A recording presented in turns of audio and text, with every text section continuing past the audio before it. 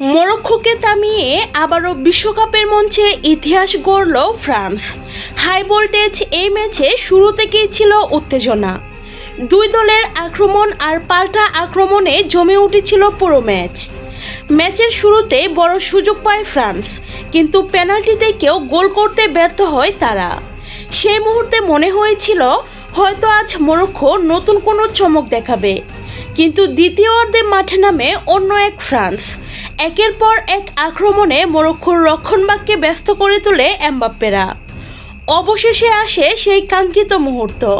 ম্যাচের 59 মিনিটে দুর্দান্ত এক ব্যক্তিগত নৈপুণ্য দেখান কিলিয়ান এমবাপ্পে। ডি বক্সের বাইরে থেকে বল পেয়ে একে একে প্রতিপক্ষের খেলোয়াড়দের কাটিয়ে শক্তিশালী শট নেন তিনি। বল সরাসরি জালে জড়িয়ে যায়, আর এমন অসাধারণ গোলে এগিয়ে যায় ফ্রান্স। এরপর মাত্র কয়েক মিনিটের মধ্যে আবারও আক্রমণে ফ্রান্স। 65 মিনিটে উসমান ডেম্বেলের দুর্দান্ত ফিনিশিংয়ে দ্বিতীয় গোল করে ম্যাচের নিয়ন্ত্রণ পুরোপুরি নিজেদের হাতে তুলে নেন।